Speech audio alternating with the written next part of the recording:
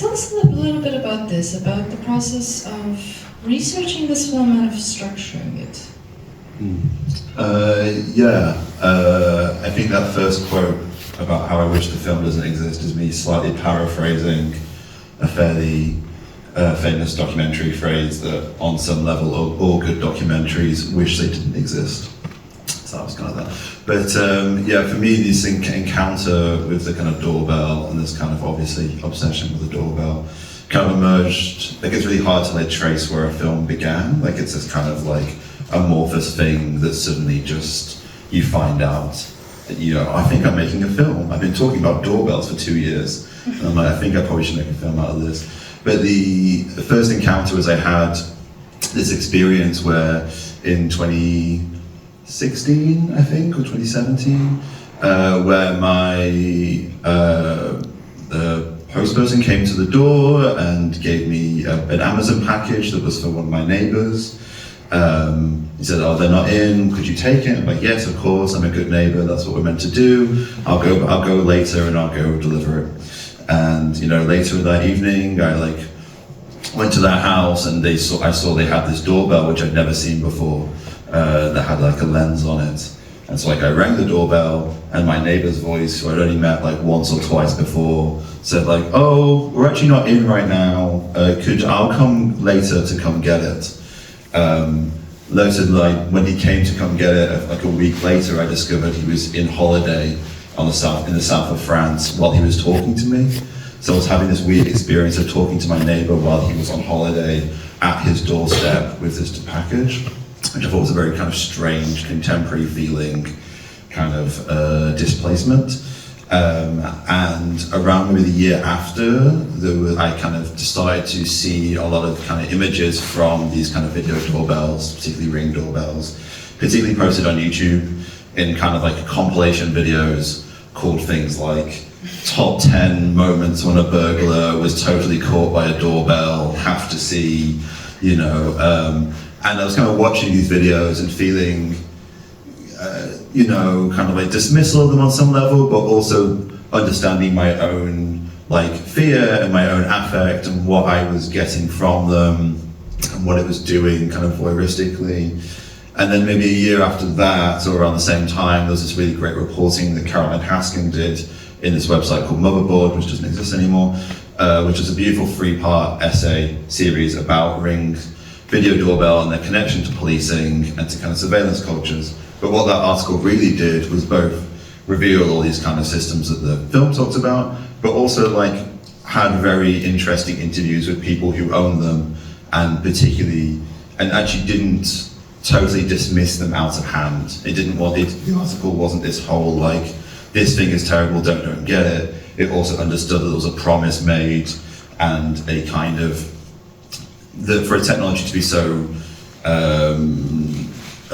what's the word for it? Proliferant? Whatever. Everywhere. It has to, on some level, do something or offer something, which is a kind of classic kind of tech crit kind of argument. And so all that stuff was kind of piling together as okay, that's something. And so that's kind of how the film then began. And I kind of wanted to structure the film.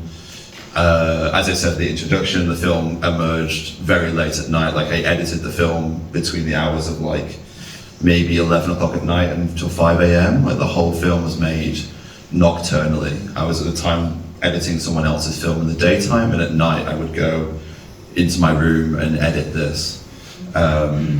And so I kind of really got into this idea of kind of nightmares and kind of this feeling of waking up in the middle of the night and not quite knowing what's happening, and that kind of vulnerable state where you kind of, everything feels porous and everything feels possible. And also all your insecurities and all your fears come bubbling up. And so I kind of wanted to structure the film as a series of kind of nightmares inside nightmares, in the same way that kind of a dream works, that I feel for me, all my dreams start one way and then I don't know how I get to the end point, but they kind of mutate and change. There's a quote by Borges that I really like that was kind of influential in the film, which is Borges said that nightmares are important because they remind us that humans are capable of creating their own hells. That humans are capable of creating their own hells. And so I think that was this kind of idea of like, oh, I think if I can look at that moment of that kind of nightmare, that could maybe open up some discourse around these technologies. I wanted to ask you in particular about the self-reflexive elements in this film, because they're quite strong, and I'm not just talking about the third part of the film. You would go for this wild trip throughout the history of cinema, starting with D.W. Griffith, and it's also interesting that you pinpoint D.W. Griffith as the origin of other things than the ones that he's usually credited to, and then you have this montage. I'm also thinking about the final part of the film, which you shot on a ring, a doorbell. And for me, the amazing part about it is that now you take this object that is static, right? It has this fixed perspective. You explore this also quite well in the second part of the film, and you sort of do something that you're not supposed to do with it, right? You move it around. So I really wanted to ask you about this dialectical relationship that the film has with cinema. Yeah, I mean, I think the D.W. Griffith stuff came as a kind of wanting to talk about home invasion cinema as this kind of image, like a structural imaging form or something that is occurring in these kind of doorbells. Like something that that history to me haunts those kind of technologies. And so it's kind of like, okay, well, Griffith is the kind of first American person to make the home invasion film. There's a French film from a year before that's kind of quite similar. But Griffith was kind of an important person. And also I think it's important to be like, Griffith doesn't invent parallel editing. He's just the person who picked up on it. And so it's all these people, like Jamie Siminoff didn't invent the video doorbell, I would argue. Marie Van Britten Brown is the kind of person who did it before. But it's all these people who are like claiming to be inventors, but actually are just part of a lineage. And so there's a whole kind of, I think, obviously in the film, a kind of discourse around particularly kind of American exceptionalism, and kind of the film is very clearly kind of post-Musk, post those kind of people in terms of its kind of critique of those kind of, capitalist figures. But yeah, the self-activity, I think it's really interesting, your question about like returning the camera inside the home and kind of being like, oh, rather than looking out, we're now looking in and we're looking at ourselves. And I wanted the camera to feel both equally like it was someone breaking in, or it's you, like the actions don't totally make sense. They're like checking the door from the inside, which that's not how a burglar or anything would work. Like they want to see if they can escape, not if the door is locked. And so the camera is doing these kind of weird tricks where you're not quite sure. And I think I filmed it, and my housemate filmed it as well. It's one of those classic things you ask your housemate to do, which is, can you walk through the night with a doorbell filming me asleep? And we've all been there, guys. And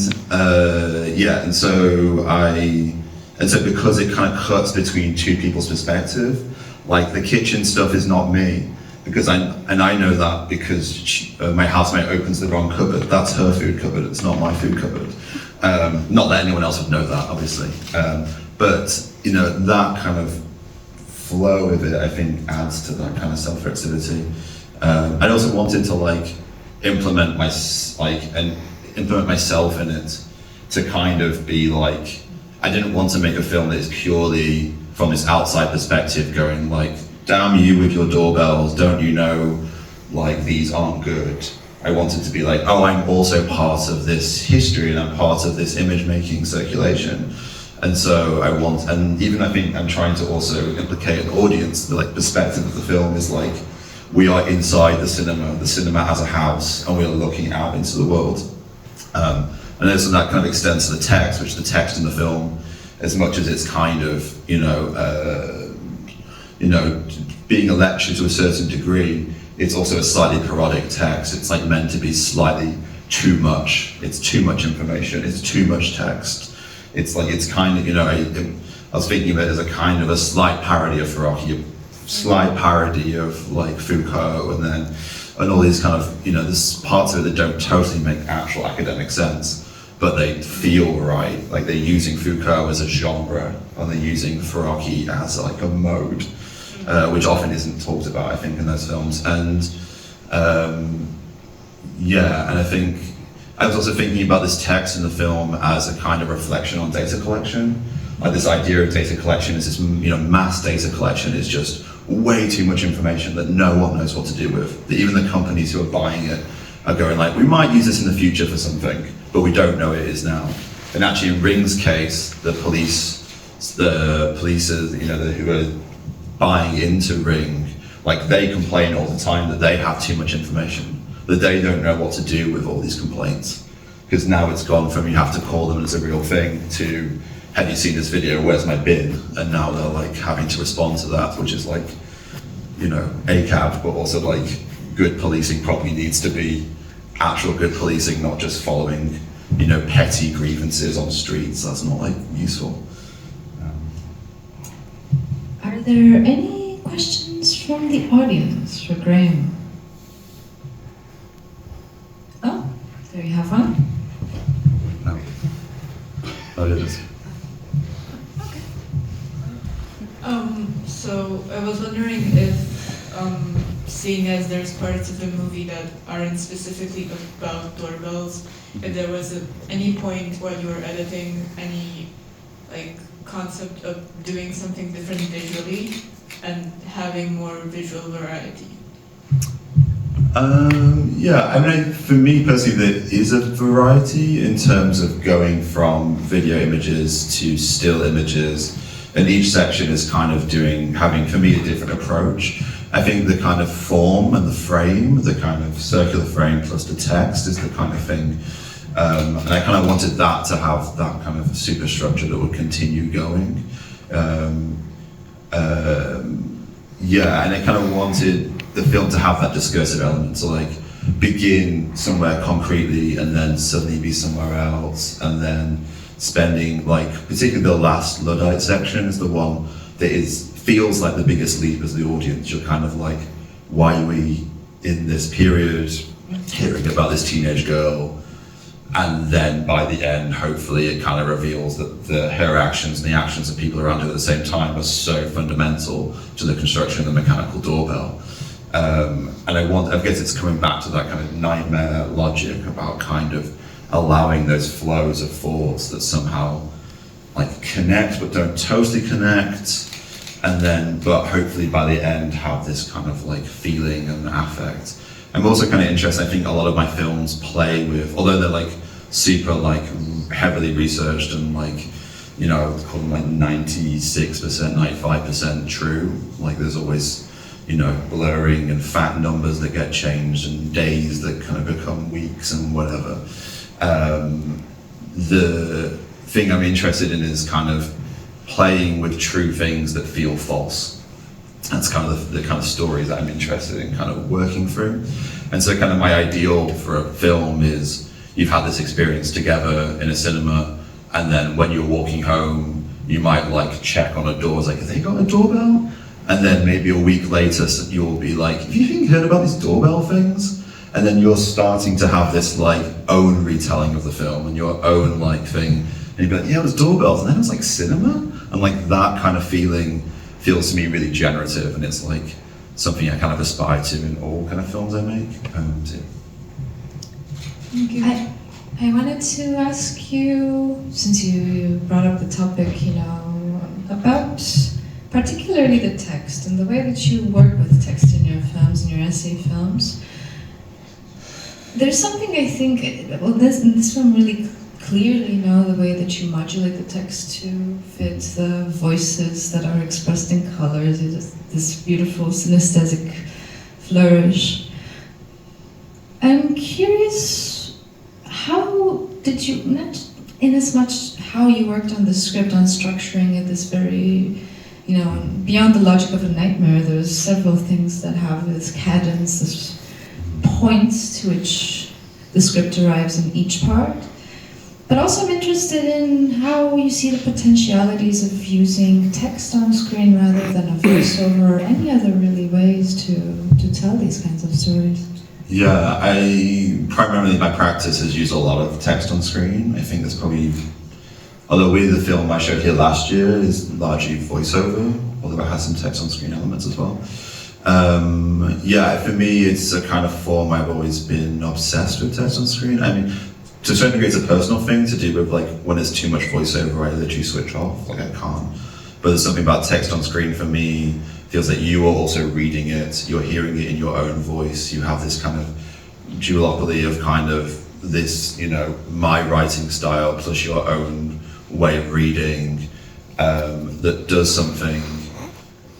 It kind of implements an audience, whatever that was, implicates an audience in a kind of different way for me. I think an essay film with a lot of voiceover, you know, would kind of really. This film is, you know, is dense and it is difficult and it is too much in a lot of ways. Like it's a maximalist, minimalist movie. Like it's too much of too little. But that's, you know, so I think voiceover wouldn't really work for this, but I really, yeah, it's a thing I keep returning to. And I think I really like the kind of editing on rhythm and getting stuff like, to get the perfect phrase to hit exactly as the music hits when the image hits. Like it's a really like seductive way of working for me. Yeah. Are there questions from the audience? Don't be shy. Oh, there's one in the back. Hi, so at the beginning of this film, we were told that we are going to think a lot more about doorbells from now on, but what I think I'm going to think way more about is the parallel that you drew between the idea of this home invasion, of this being in two places at once that you drew between these and phones. Mm-hmm. So, because it makes sense, but I've never thought about it that way. So I wanted to know whether this, the making of this film influenced your relationship to phones from this perspective, and if yes, then how? That's a really interesting question. No one's asked about phones actually, weirdly, in all the times I've shown this film, which is interesting because for me, like that's the interesting thing about these new doorbells is they're kind of just avenues to the phone. Like they're actually doing some kind of disconnect thing. Yeah, I mean, my relationship to my phone is toxic and bad, but that's probably every person's really. But that kind of idea of being in two places at once and what it means for something that was previously just an encounter with you and the person at your doorstep, and suddenly all these other actors and agents that suddenly get added on, like when something gets added to a network. Like that was the kind of thing I was really interested in. That like all the unintended consequences of what happens when something goes from local to not, which is, you know, I think is a history that we're all dealing with every day. Like that is a kind of, that lack of kind of one-to-one local kind of feeling is the thing that it produces alienation, and it produces all these other factors that we're like dealing with, you know, as citizens. Yeah, I would say also the phone thing is particularly, I reference Freud in that section because there's a book by Freud called Civilization and Its Disconnects, or Discontent, and it's where he talks about the telephone as this kind of object that suddenly changes relationship to spaces, that suddenly now, you know, he's saying, children will move out of their village and go to a far off town, but that's fine because now they have a telephone. And those two things are somehow connected, that each of them begets each other. And so that is his kind of like feeling about this world. So yeah, thanks for the question about the phone. We should all get off our phones, but you know, it's fucking hard. Thanks for answering. Yeah. Thank you. Any other questions from the audience? I think it's starting to get worked up. But even questions, maybe observations, doesn't have to be. Concerns, criticisms. If you, then maybe I will ask a final question. But if you change your mind, let us know. Yeah. And I'm also around tonight and tomorrow if anyone has any. Yeah, they want to talk about, or I can, if they want to get rid of their Ring doorbell, I know how to destroy them quite easily. I destroyed the one that's in my film, so that's. Well, do tell us. How to do? Oh, you just like stomp on it. Ah, okay. Yeah. It would take the battery out though. The battery's dangerous. Ah, okay. Yeah. I would like to come back to the form of this film. You mentioned Farocki earlier and this playful approach to him, which I think is really, really nice, and also for in the cinephile notion, really naughty. I like it a lot. Yeah. I mean, it's the thing. I remember the film I showed here last year that like one of the like ideas I had is like, what can I do as an artist that I can't do as a curator or I couldn't do as a critic? Which in that film last year, I'll talk about another film, was totally to use this archive of an artist and totally just destroy it and use it as background material. And I think in this one it's a little bit the same. It's like, you couldn't write, like if you tried to write this as an academic text, like people would like rip you to shit for like how it's not like accurate and it's not doing these things. And it's like, but in the cinema it kind of does something else. It's like, it's part of a larger thing. In this kind of way that I wanted the text, the image and the sound to be three separate kind of agencies, to have their own life and their own kind of way of being. So sometimes the text is speaking to the image, sometimes the image is, sometimes it's not at all, sometimes the sound is way too intense for something that's really banal, sometimes something intense doesn't have sound. It's hopefully the feeling of those three things as having their own life. I just interrupted to just... No, that's really good because it sets the stage for the second half of the question, which was, there's this playful relationship with Farocki, iconoclastic, as you said. And it's really, this is a really nice observation that you're doing as a filmmaker, something that a critic couldn't do. We would be flayed for that.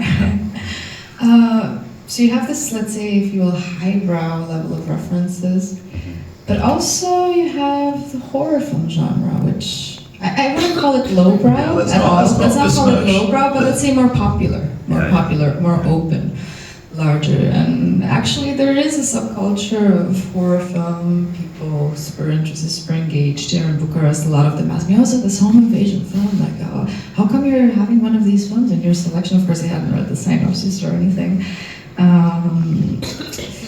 So I'm really curious about this range that your film has in this term, working within a form that is completely typical for mainstream cinema, even for the art house circuit. Yeah, I mean, to me, I just see I just don't see a distinction between them. It's just like they're all working together. I mean, for me, they're all just things that go on my laptop. Like, if I want to really like the greatest, Farocki film or whatever is next to it, open to a PDF of, Foucault, but then I'm also like watching Home Alone 2, and I'm like, okay, like it's a Tuesday, I'm gonna watch Home Alone 2, and like, that's, and also a kind of feeling of working through. So it's just like, I was really happy with that section of the film, with the kind of home invasion stuff, because it's obviously kind of indebted, I think, to like Tom Anderson, and also like Christian Markley, I think is in there as well, probably in my head. But I kind of liked just like, oh cool, I can then tell the like pseudo history of this cinema, like it's starts in America, and then it goes through all these kind of melodramas, and then it kind of somehow spins off, and you have like new French extreme films, and you have Spanish horror films, and then you have like Asian horror films, and you suddenly like, oh, that's the history of like the 20th century of horror culture, is like this changing of these things, but somehow they all, for me, contain the seed of this same conservatism. The question I had a lot in the film was like, is it even possible to make a leftist home invasion film? I don't think it probably ultimately is, but this is probably the closest attempt something I could make. and even then I have to bring in 19th century labour strikes to try and contextualise these kind of things, because inherently the home invasion genre is about the protection of the home. It's about the inside versus the outside. It has all these things that aren't particularly interesting politics, that are reactionary and conservative, and also contain so much like violence against women and kind of ableism and, you know, fear of others and all this kind of stuff. And so, you know, like all those clips of those films, there's only one film that's directed by a woman in that thing. Like they're all, you know, I was talking to a film historian person, and it's like all these films are about women being terrorized in their homes. That's kind of like one of the main tropes. But the second trope is it's a woman, she's also blind. It's like that is all, like it's always like that. Or she's now deaf, and you're like, okay, like it's like men can own the worst thing a man can imagine is being a woman, and the second, like, and even worse than that is a woman who's disabled. Oh, like, so like playing with that kind of history was like really important to me. So, I think this is it for tonight. We're going to be here in front of the cinema for a while, so if you want to ask any further questions, thank you so much, Graeme. Thank you for coming. Thanks for seeing the film. Thanks for staying. Thanks for showing it. And well, thank to you for staying so long. It's quite late already, so thank you so much for joining us. Thank you for joining us for the international competition of BIEFF13.